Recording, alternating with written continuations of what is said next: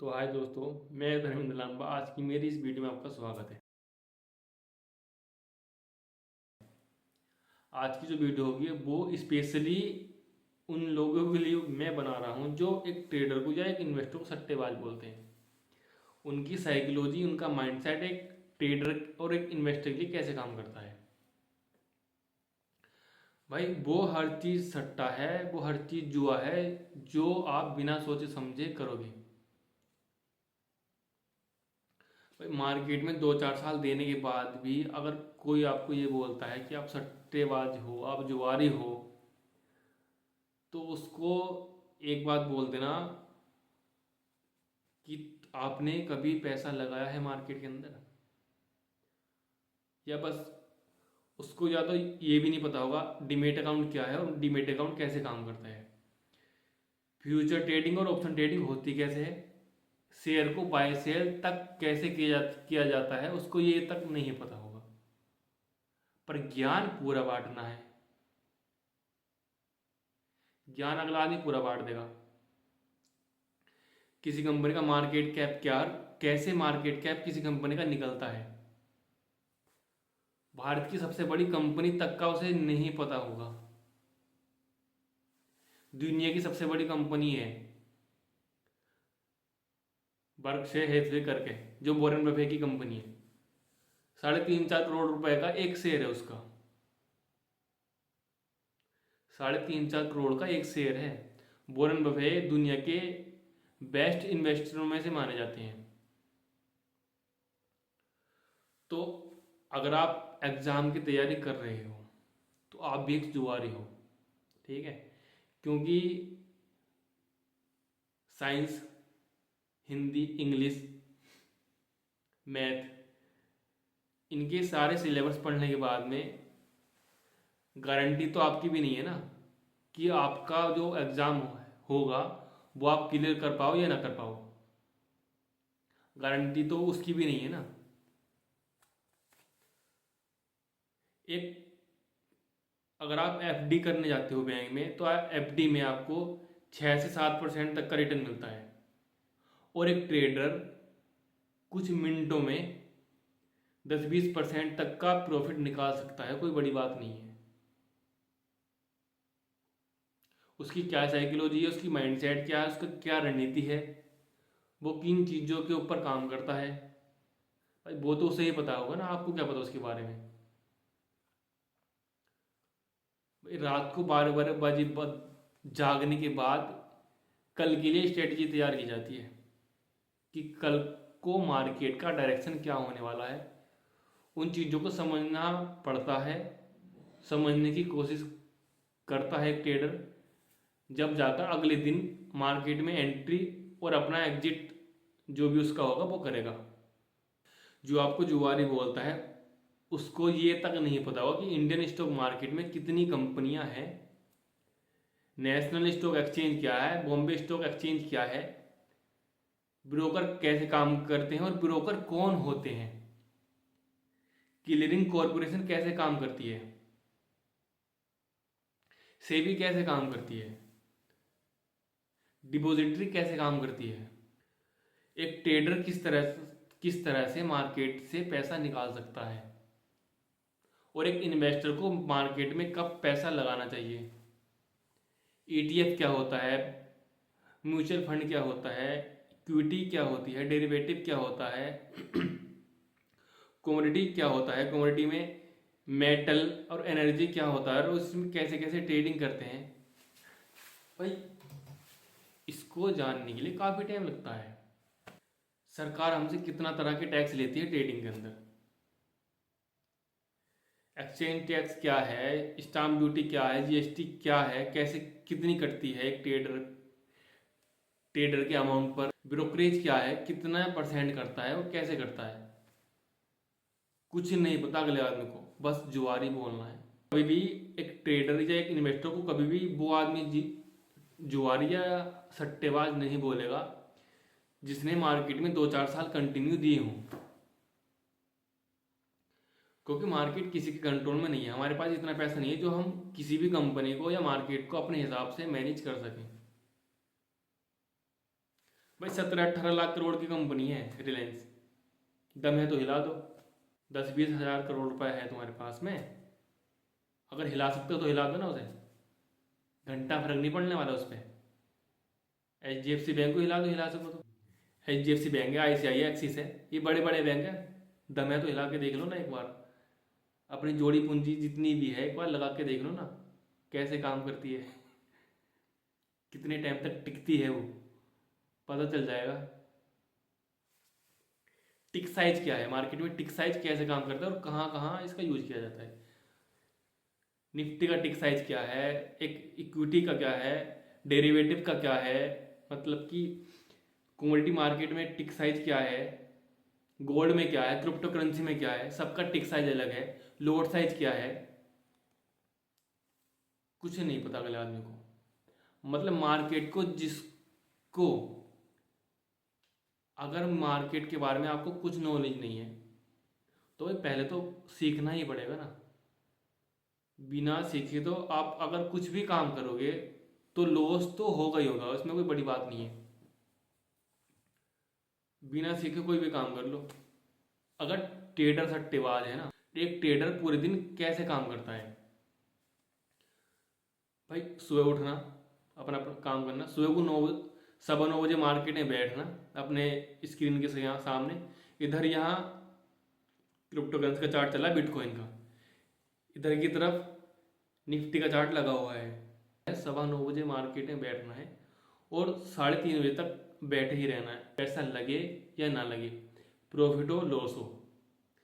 Market को समझना जरूरी है अगर मार्केट में लंबे टाइम तक टिकना है तो। जितना आप मार्केट को टाइम दोगे उतना ही मार्केट को अच्छे से समझ पाओगे, क्योंकि ट्रेड हर टाइम हर दिन आपको 10 बजे ट्रेड नहीं मिलने वाली। मार्केट रोज एक सा नहीं चलने वाला। कल ट्रेड 10 बजे मिल गई, प्रॉफिट हो गया, कोई दिक्कत नहीं। मैं 10 बजे उठ नहीं सकता भाई, आपको तो पता नहीं, पर मैं 9:15 से लेकर 3:30 बजे तक मार्केट में बैठता हूँ। ट्रेड लूँ ना लूँ, प्रॉफिट हो लॉस हो, कोई दिक्कत। आज लॉस होगा, कल को प्रॉफिट होगा। अगर मैं आज के लॉस को रोक कर देख कर बैठ जाऊं तो भाई कल का प्रॉफिट कौन निकालेगा। म्यूचुअल फंड में किस तरह पैसा लगता है, लॉक इन पीरियड क्या है, ETF क्या है, ETF बनाए क्यों गए हैं, निफ्टी क्या है, निफ्टी में पैसा कैसे लगेगा, बैंक निफ्टी में पैसा कैसे लगेगा। जिसको पता नहीं वो तो डायरेक्टली भी निफ्टी को खरीद लेगा ना, जो कि खरीदना है नहीं जा सकते। निफ्टी कभी भी डायरेक्टली आप नहीं खरीद सकते, आपको निफ्टी का ETF ही खरीदना पड़ेगा, या आप निफ्टी में फ्यूचर ऑप्शन ट्रेडिंग कर सकते हो। बाय सेल जो भी करो वो आपकी हेडेक है, आपकी किस तरह खोपड़ी चलती है वो आपकी समझ है। मार्केट बहुत बड़ा है, ब्रोकर का अपना काम है, सेबी का अपना काम है, और डिपॉजिटरी का अपना काम है, क्लियरिंग कॉरपोरेशन का अपना काम है, एक्सचेंज का अपना काम है। मतलब अलग अलग संस्थाएं बनाई गई हैं जो मार्केट में एक वर्ग इन्हें दिया गया है कि आप ये काम करो। क्लियरिंग कॉरपोरेशन का काम है सेटलमेंट करना, मतलब हम जो भी बाय सेल करेंगे उसकी ये जिम्मेदारी है कि हमारा पैसा सेफली ट्रांजैक्शन हो, मतलब जो हमने बाय सेल किया है वो बाय सेल से ठीक टाइम पर और सही से हो जाए। एक्सचेंज का काम है, कंपनी लिस्ट होगी एक्सचेंज पर और ट्रेडिंग होगी। डिपॉजिट का काम है, आप जो भी शेयर लेते हो या बेचते हो, अगर आप जो भी शेयर लोगे वो आपको आपके ब्रोकर के पास 100 तो होंगे, पर वे डिपॉजिटरी के पास होते हैं। अब डिपॉजिटरी कौन है, 2 डिपॉजिटरी हैं, NSDL CDSL, 2 एक्सचेंज हैं, NSE BSE, Bombay stock exchange, national stock exchange. SEBI, SEBI market को पूरी तरह रेगुलेट करता है। अगर सेबी ने बोल दिया कि कल को मार्केट में ये होना है तो कल को वो मार्केट में होगा। फंड कैसे काम करता है और म्यूचुअल फंड को मैनेज कौन करता है, म्यूचुअल फंड का टर्नओवर कितना है, एफएनओ का टर्नओवर कितना है, निफ्टी क्या है, सेंसेक्स क्या है, बैंक निफ्टी क्या है, फिर निफ्टी क्या है, मिड कैप निफ्टी क्या है।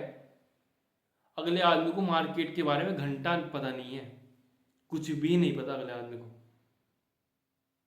बस कहीं सुन लिया सही सट्टा है बोल दिया। ओ भाई देख लेना, मार्केट में आके पता चल जाएगा ना ट्रेडिंग कैसे होती है, इन्वेस्टिंग कैसे होगी, किस टाइम होगी। 26,500 से मार्केट हो तो गया, 23,500 निफ्टी। जहां तक मेरी एनालाइज की बात है, मार्केट निफ्टी 22,000 तक गिरेगा अगर कोई भी दिक्कत, कोई भी महामारी भारत में नहीं आई है। तो निफ्टी 22,000 तक गिरना चाहिए जैसे मुझे लगता है। बाकी महामारी आ सकती है, कुछ भी आएगा तो भाई उसकी कोई जिम्मेदारी नहीं है। मार्केट कहीं भी अगर मार्केट में महामारी कोई आई, मतलब कि भारत के अंदर कोई भी महामारी आती है, तो क्या होगा, जो मार्केट में पैसा लगा हुआ है, म्यूचुअल फंड में हो, ETF में हो, या वो किसी कंपनी में हो, भाई अगर किसी व्यक्ति को जरूरत पड़ेगी तो वो तो बेचना चालू करेगा ना। और जब सेलिंग का प्रेशर बनेगा मार्केट में, तो नॉर्मल सी बात है मार्केट तो गिरेगा ना। पर एक ट्रेडर गिरते मार्केट से भी पैसा निकाल सकता है, उसके लिए ये कोई बड़ी बात नहीं है। अगर आप इन्वेस्टर हो तो आपको मार्केट में एंट्री करने से पहले सोचना कि मैं 5 या 10 साल तक मार्केट में टिकूंगा। अपना एक टारगेट रखो।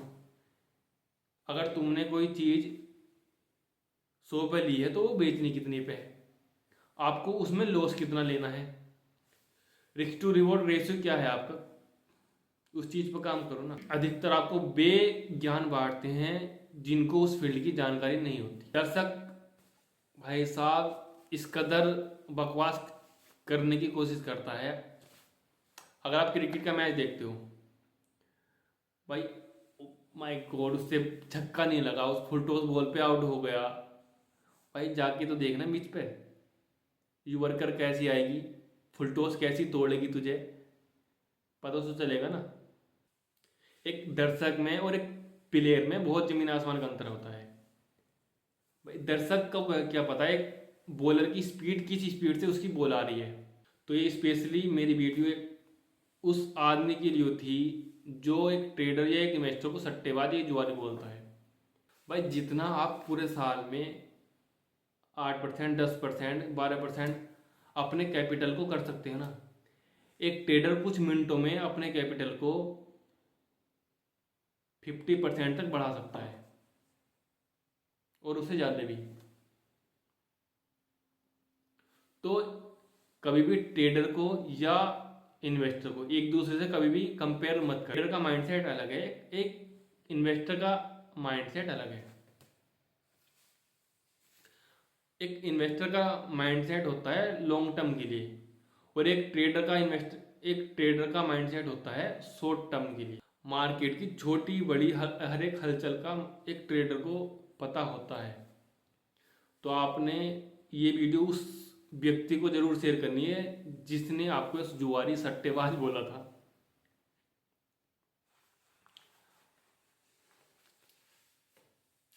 वीडियो पसंद आए तो लाइक, फॉलो, सब्सक्राइब जरूर करके जाइएगा, और अपने उन दोस्तों को जरूर शेयर करिएगा जिसने आपको जुआरी बोला था। मिलते हैं अगली वीडियो में।